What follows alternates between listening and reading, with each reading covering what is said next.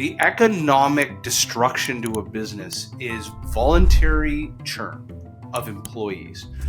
I would say get a corporate team from your organization signed up to play kickball or beach volleyball or softball or play in all sorts of sports. Like we have a league called All Sorts of Sports. Every week you play a different game. So it's like grade 4 gym class. Like there's no stress. It's all about just getting out and playing and having fun. I guarantee you'll hear about it at the lunch table in the office the next day or in the banter channels on your Slack.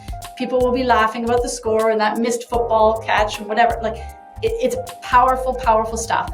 What are 2 or 3 things that if I'm a founder or CEO listening and I want to think about the culture of my business, what should they be doing from an ideation to an implementation to an event that they could afford if you're in small to medium business? What would you do if you're in their shoes?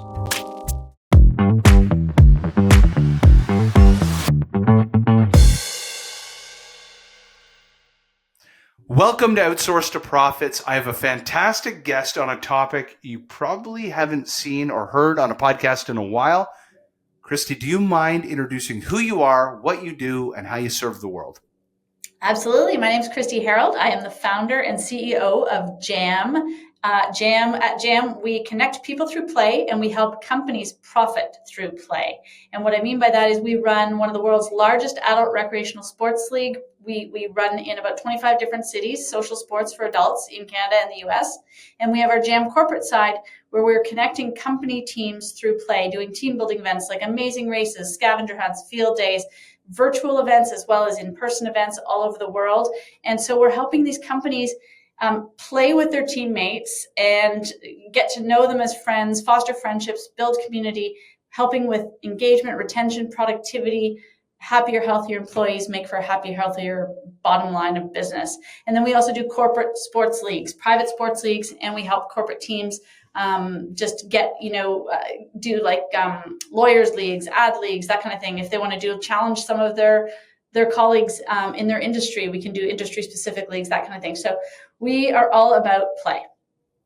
This is fantastic because if you want to get a real gauge of great corporate culture, ask a sales trainer. So for 15 years, I ran a global sales training company, Sales for Life.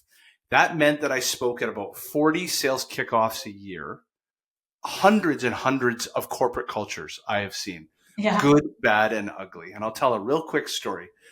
I flew into Los Angeles and I got to the hotel. It was right downtown. And I got there at 11 or 12 o'clock at the Montang something Beverly Hills. Beautiful hotel. The whole company was out on the town. So I thought I was going to join them, but I would see them in the morning. I come out on stage. Like imagine you go to a green room. They get you all prepared. The big walkout on stage. Welcome to the stage, Jamie Shanks. I come out to the stage. There were supposed to be hundreds upon hundreds of sellers that are in the room. And it was like walking into an old dusty saloon from the 1800s. And like 20 people were barely clapping. Heads were on the table. One person left to throw up. I just stopped my keynote in the middle of the keynote. And I said, like, what is going on? This half-drunk guy comes up to the stage and he shows the phone.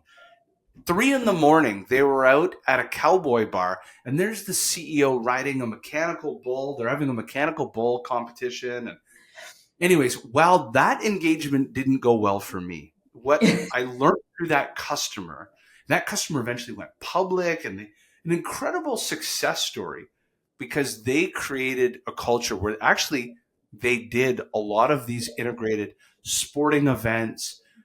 They did a lot of philanthropy together, but they truly worked hard, play hard, partied together. Yeah. So with that, that's kind of my story. I have seen so many companies with the most boring events. And so maybe that's the first question. And you and I were talking about this offline.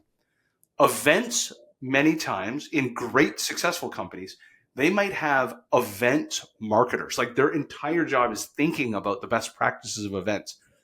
But those are only the top companies. There are so many where these type of events are created by HR because it's part of an enablement budget or a training budget. Mm-hmm. Where do you see things go wrong But what is the net effect? The listener of this show is a founder, a CEO, a chief revenue officer.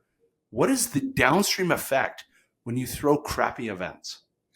Oh gosh, I mean, I could go on for days about this topic. These do-it-yourself team building events, they're cringy. Like no one, some can be done really well, for sure. Because like you said, there's some companies that have people that's their event planners for a living.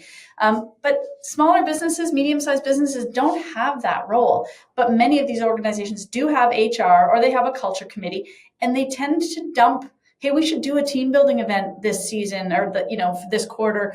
We should just dump that to HR. And so, but you don't have a great budget for it. And so they kind of try and piece together something and figure something out. And it ends up being a bit painful. And it's a really huge waste of time for these HR people who have far better and more important things to do for the organization.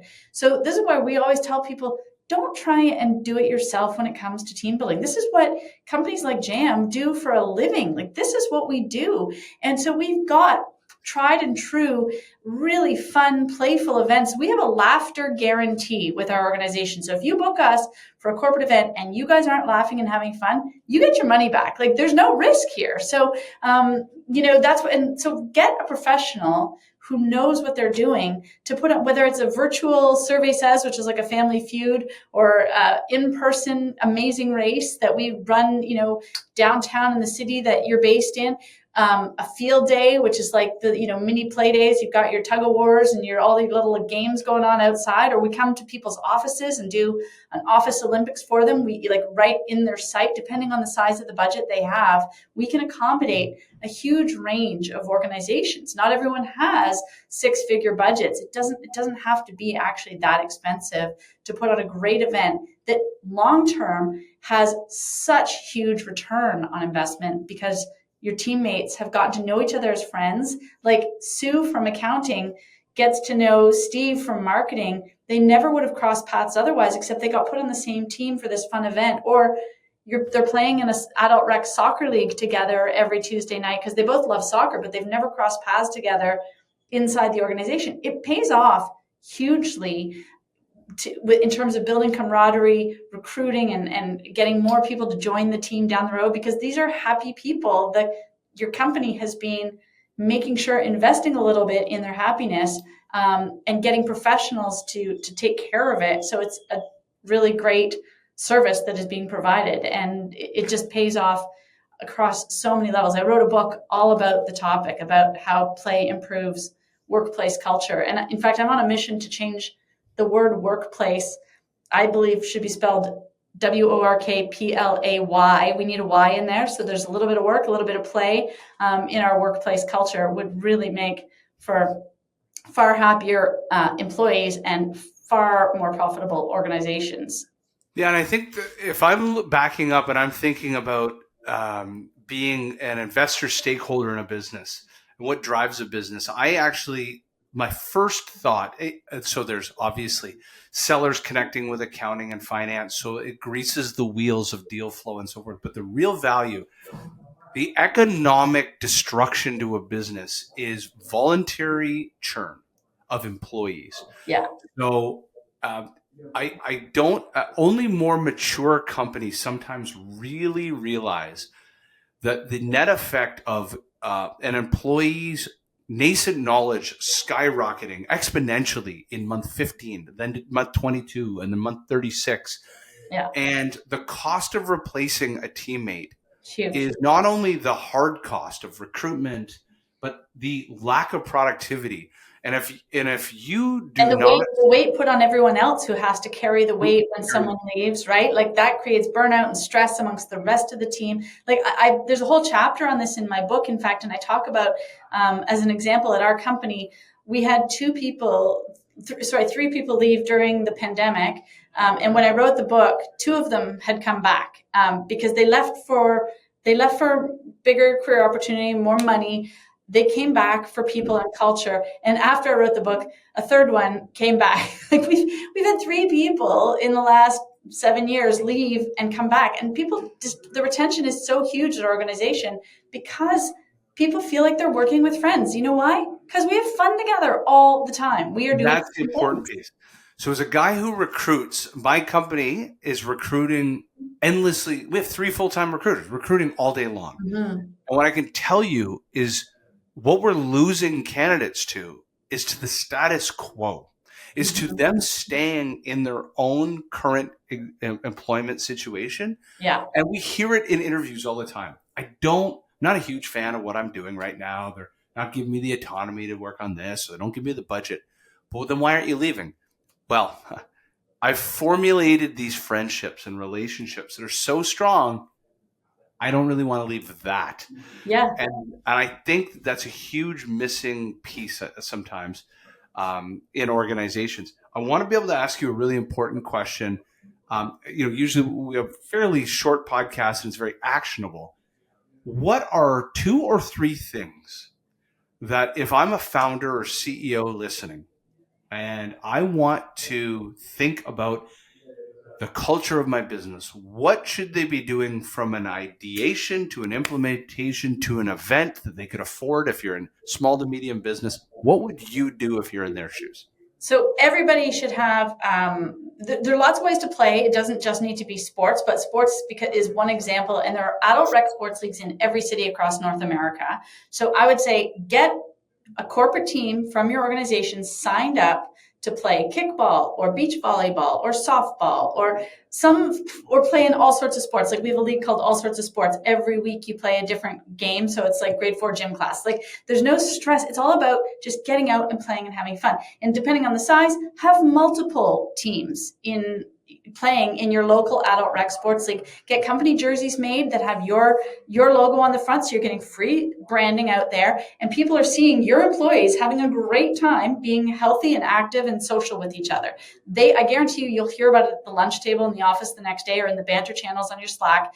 People will be laughing about the score and that missed football catch and whatever. Like it's powerful, powerful stuff. That's one. Second thing, get a Slack in your Slack channel, your Microsoft Teams chat, have a shout out channel going that is constantly, everyone lead by example, get the leaders shouting out great work being done in a really playful way, like make it kind of jokey and fun. Third, get a dodgeball on your boardroom table. So when you're having a meeting, every meeting, whoever has the microphone holds the dodgeball. It's a very playful sign that that's the person who has the mic. Don't interrupt them. Let them have their voice. If you're ready to speak, put your hand up. The dodgeball will get passed to you. It's not going to hurt anyone. And because it's soft and foamy, right? It's a Nerf ball. And that person then, it's a reminder to them, don't interrupt them. They're holding the ball. And it's so this playful way to actually be really productive. There are And they don't get to throw it at people that interrupt. I did that on purpose. Like they interrupt, they don't get to whip it at somebody if they interrupt. Yeah, there are like I could go on for days and days, and the appendix of my book has tons of different ideas. In fact, and I've given you a link, Jamie, for your listeners that is 10 ways to integrate play into the workplace culture. It's a 10-page PDF with a few ideas for them. And inside that, if they're interested, there's a 25% savings if they'd like to try one of our corporate team building events or sign up for one of our Jam sports leagues if we're in a city near them.